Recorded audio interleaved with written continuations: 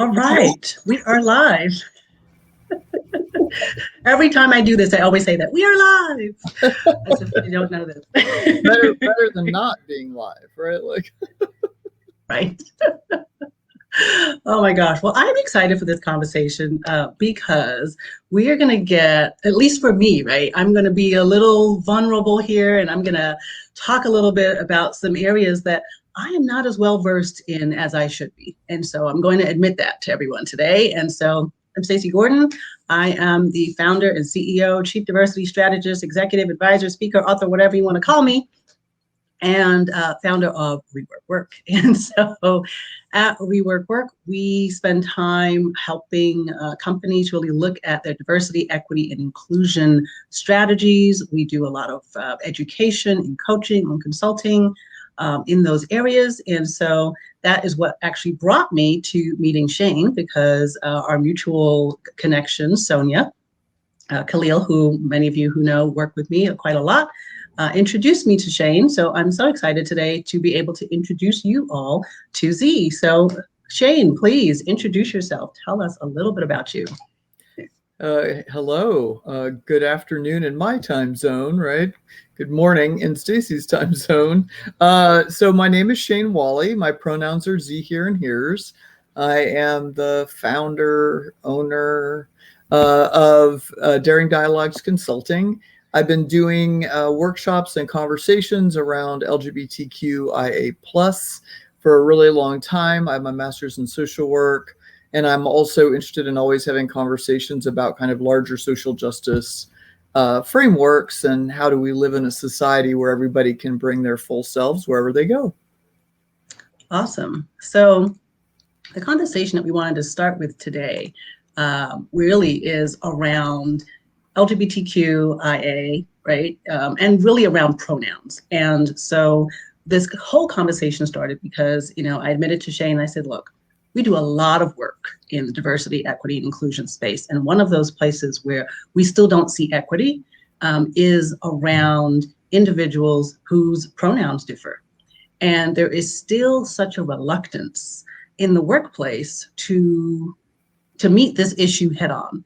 And in fact, I don't know if I told you this, I might have mentioned it, but I had a prospective client say to me, we'd love to talk about, we want to do an unconscious bias training, and we'd like to have you come in and we're a pretty religious organization. So, there's things that are coming up that we need to talk about. So I said, okay, what are some of those things? I said, are we talking about gender? Are we talking about race? I said, are we talking about LGBTQIA? And the person paused for a moment and said, well, I hadn't really thought about LGBTQ issues. And I said, well, if pronouns, is that coming up as something? And she said, well, yeah, we'd like to kind of do the training, but is there a way we could just skip that part? Right. And I was like, no. No, we can't skip that part.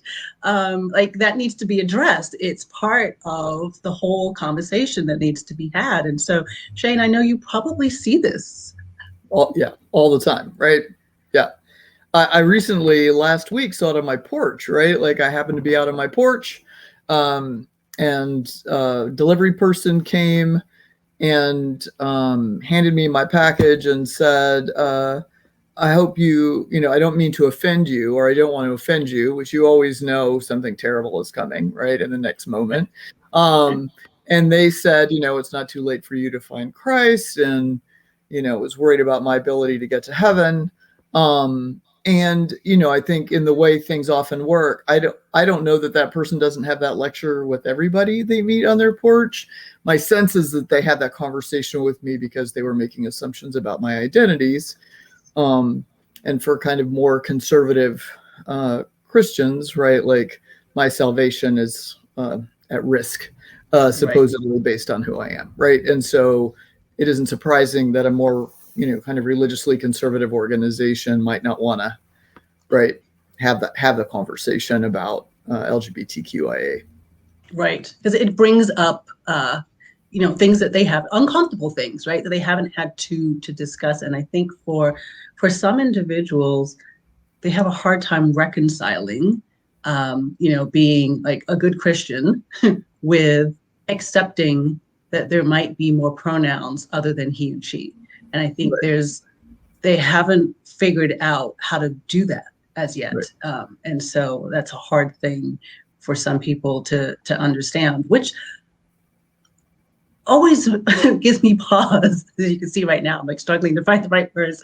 How do I say this without really insulting a bunch of people? But I don't understand that, because when we're supposed to be, Christian and giving and all the rest of it, right? We talk about the principles of Jesus and that he was, somebody that was accepting of everyone. So I'm like, Right. how do we go from that to not? It's really, it's an interesting, just an interesting way that people end up showing up. Well, I mean, the Bible's been used for years to oppress people, right, over time, right? And I think LGBTQ folks are the folks that religion sometimes gets weaponized against, right? And I'm a big believer that whatever higher power there is happy that I'm comfortable and confident in my body and proud of who I am and authentic in my skin, right? Like, for me, those are all positive things. Right. Definitely. So let's kind of back it up a little bit, right? Because I know I just dive right in as I usually do. Let's talk a little bit about where pronouns, non-binary pronouns, originated. Just tell me a little bit more about that, because I think you educated me the other day, last week, and I think that many people don't realize just sort of how far back it goes. And actually, I read something just this morning that said that 400 years ago, right, it was normal to just use they, them. That was what we used for everyone. Right. And somehow we transitioned to using he and she where appropriate. And so it's like, this isn't new. This is not new, right? I think that's... And I just, I want to make sure to say that, right, like our pronouns are also tied to our identities, right? So it isn't like pronouns are a separate thing, right? Like our pronouns help people know our gender, right? So I came out as the language we would use now as non-binary in 1994. And at that time, we didn't have that language. So I talked about, being somebody who lived in the gender gray. And I had the good fortune to be able to go to some really early trans conferences. And that's where I first learned Z, here, and here. So in about 1995, maybe, right? And I have been using them since 2007. I wanted to use them sooner. And at that time, it felt like a lot of work for me. And I would say that, one of the things, so Z, here, and here's were kind of the first ones I was aware of. They were hard for people to use. They're still hard for people to use. And then we gradually kind of shifted to they, them, their, and they, them, their, right? They as singular was Merriam-Webster's word of the year, maybe 2 years ago. And I think, so they're not new. I think kind of this culture shift that we're in, fortunately, finally, is that that everyone is making their pronouns more visible, right? And that we're having conversations and that we're introducing each other and putting them in our signature blocks and all of those things, but not new. Right? Because trans and non-binary people aren't new. We've been here. And we haven't had a good way to have people talk about us in the third person. Right. Right. As you said, not new, but I think this goes to the fact that, in the workplace and everywhere, there's just been a lot of covering, right? Of hiding, of not being able to show up as who you authentically are for fear of being ostracized, for fear of being bullied, for fear of being, fired. Fired, thank you. What's the name not, right? Fear of being fired, right. Yeah. Yes. And that, is a big one. I think, and so the thing about using pronouns now, and when I say using pronouns, right, putting them out there for everyone to see, is that it's a civil right now, right? And we look to the Civil Rights Act of 1965, which was finally, it now includes LGBTQ individuals, right? So that's only happened, I think it was last June that Right, happened. through a court case. Yep. Right. So we're now talking about the fact that, so if we go back to work for a moment and realizing that for HR, for the company, you're actually putting yourself at risk if you aren't adhering to people's pronouns. If you were consistently calling Joan John, or, just not paying attention to the pronouns that you have been told you should be using, that is a lawsuit waiting to happen. And I hate to always go to the stick, right? I'm like, but what's the carrot? Because we all know about the lawsuits and the bad press and all the bad things that happen. But I think the carrot in that is just that you create a workplace, right, or a community, or a group where people feel comfortable and can really be their best selves. And I'm like, why wouldn't we want that, right? Like, that's the thing that we should be striving for, is, can individuals be their best selves in whatever place we are in at this moment? And I think if some people ask that question out loud, they would realize the answer is no, right? Right. Yeah. I mean, I want to bring my best self. I want to see myself reflected at work, right? And I want to have kind of all of myself acknowledged, right? And pronouns is a piece of like a bigger puzzle when we talk about LGBTQ identities, but it's an important piece. And I appreciate the name piece, right? Like honoring people's chosen name, even if it isn't their legal name, because legally changing our name is a bunch of hoops and it's costly. And so not everybody can do it.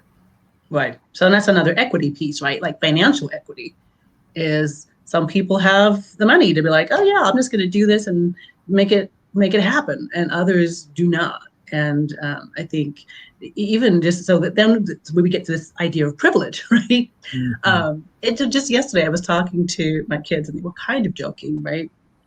But they were saying that everyone has a cell phone. And I said, well, no, not everyone has a cell phone. I said, your privileged behind has had a cell phone for a number of years because we pay for it. I said, but not everyone has a cell phone. And I said, and it's kind of, I forget the exact word I used, but it's just like myopic, right? To just believe that because this is your experience, that it's the same for everyone else. And I was like, you guys should know better than to make that assumption that everyone out there has a cell phone. I said, because you're going to get to college, right? And you're going to see that that is not the case. And, you really shouldn't go around with making those types of assumptions. And I think it's the same here. We have such a privilege to make assumptions that everyone else can do the things that we can do, or has the resources that we have, or has access to the same information that we have. And that's not the case. And I think if we can start dialing that back a little bit and just, getting out of our own way and just seeing things from somebody else's point of view, right? That comes into the empathetic leader. And we start talking about, like, how do we use some empathy and realize that not everyone has the same access, same information, same knowledge, right? Same resources. Right. Yeah, I think that's really, so some of the things you talked about too. So I put up the link and I'll put it up again, right? For pronouns, because as you said, it's not just about pronouns, but it takes practice. Like, I've been talking to Shane for a couple of weeks now. I still struggle. I stumble over Z here's, and I'm practicing, I'm working on it so that I can get better, because I don't want to offend anyone. And I like, it's like you said, the name issue. It's as simple as even just getting people's names right, getting the pronouns right, I think is just as important.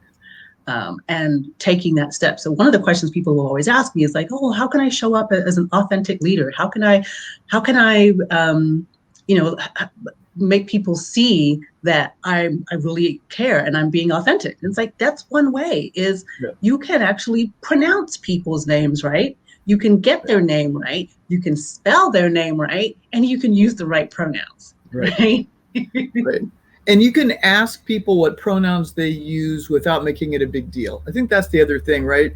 We should be asking, in my humble opinion, right? We should be asking everyone what pronouns they use. We shouldn't be assuming anybody's pronouns, right? Because gender identity, like how somebody thinks of their innermost sense of who they are, and then how they express themselves in terms of their gender, we can't assume the pronouns that people use based on that, right? Like I have a lot of people in my life who have an F on their birth certificate, whose gender identity is non-binary, right? So they don't identify strongly as a man or a woman. Their gender expression is more feminine, but they use they, them, their pronouns, right? But if you assumed by looking, you would use she, her pronouns and you would be wrong. So if you don't ask, you won't know. And that's just a simple ask. Hi, I'm so-and-so. These are my pronouns. What pronouns do you use?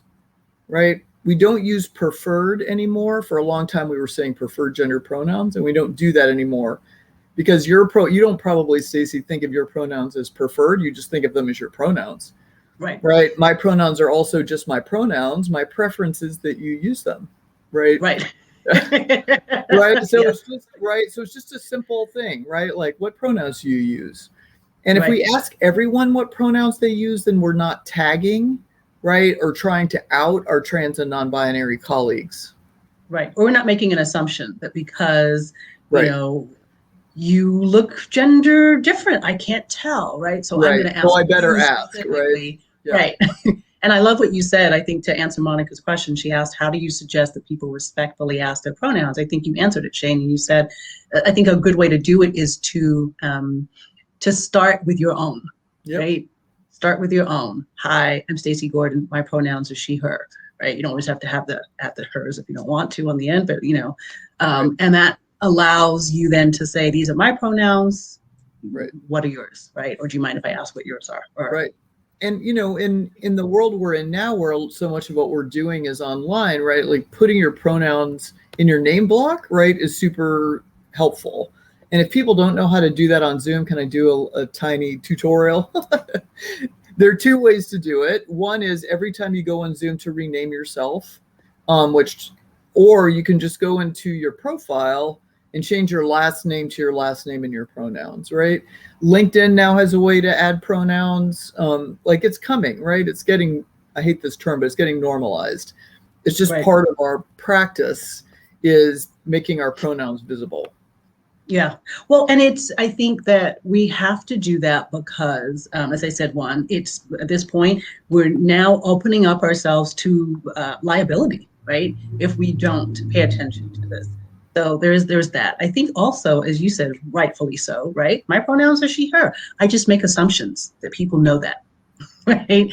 And, but, in the same way that as women, we don't want to sit through a training, let's say, and every example is he said, he did, he, all the way through. After a while, you're going to notice that. It's like, wow, there isn't a single other, right?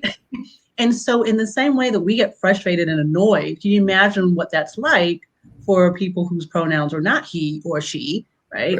If they're they or Z, then they're having that same experience every single day. And it's happening when they watch TV, it's happening when they're spoken to, it's happening in church, it's happening at school, it's happening everywhere. It's happening when you go to the store. Actually, you had a really good example of Starbucks.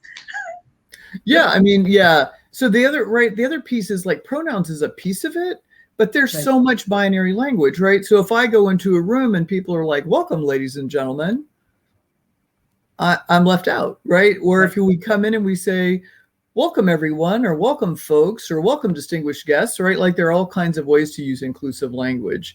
And I'm not a fan of sir and ma'am, right? Because neither of them fit me well. So I just like it if people are like, how can I help you? Good morning. How can I help you? And I'm treated with kindness and friendliness, and I'm not gendered. And that's a culture. I live in Texas, full disclosure, right?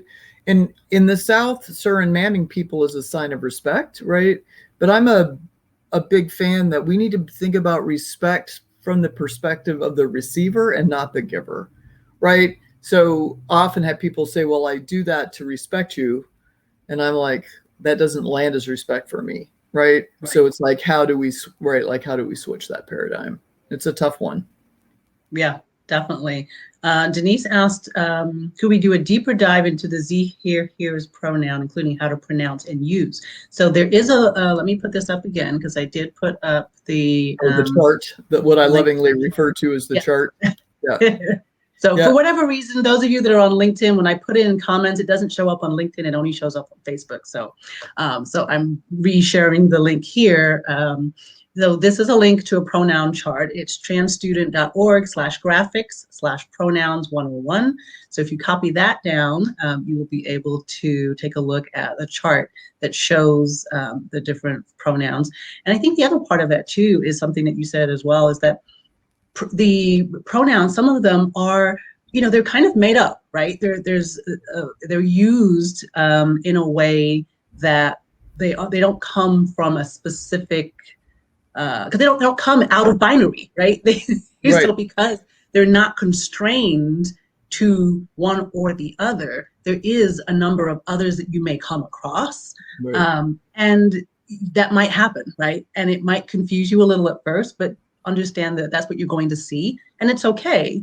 And also understand that it's going to be a little difficult at first, right? This is not something that you're going to just snap your fingers and get right away, especially, I'm going to use some ageism here, I guess, but I'll say, especially if you're older. Yeah, although, right, we have to be careful because I'm older than you, my friend, right? And, like, we can learn. I think the other thing is I just want to say about the practice part, because I often have people say, well, how do I practice, right?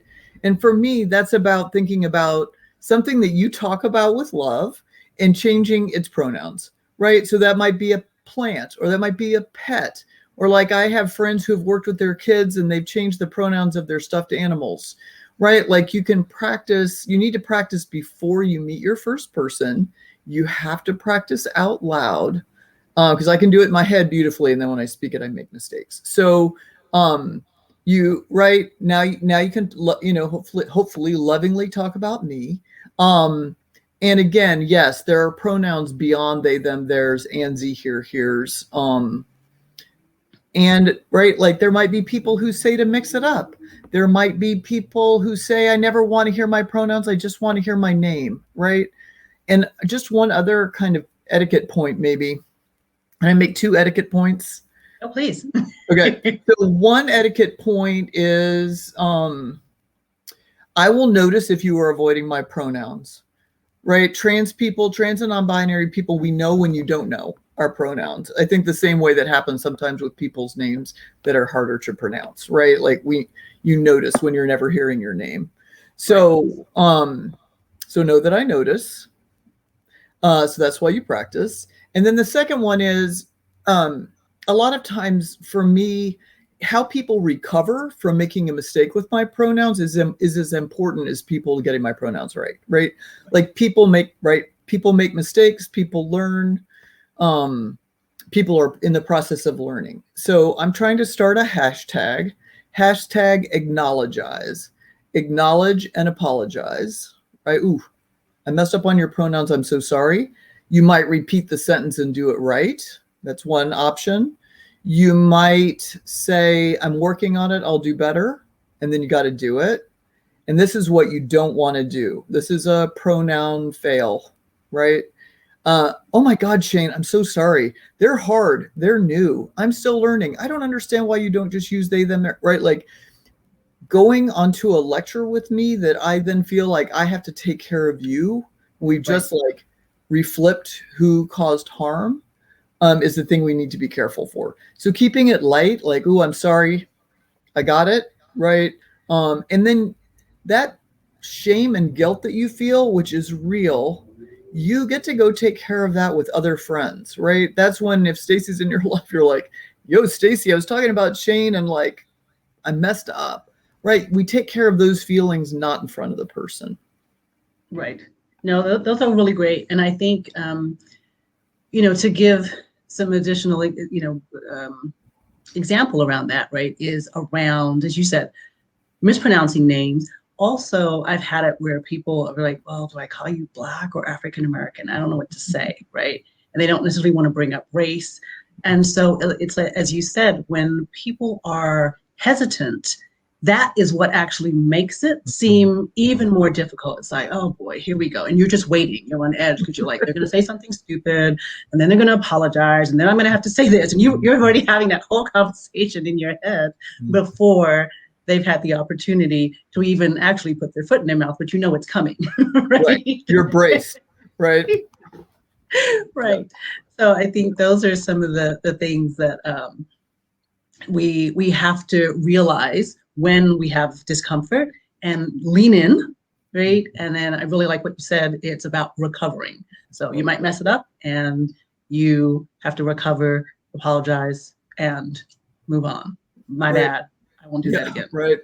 And then see if there's anything they need. And then this is my other thing, and Stacey, I don't know how you feel about this, but I appreciate it if people ask my permission if they want me to train them about something, right?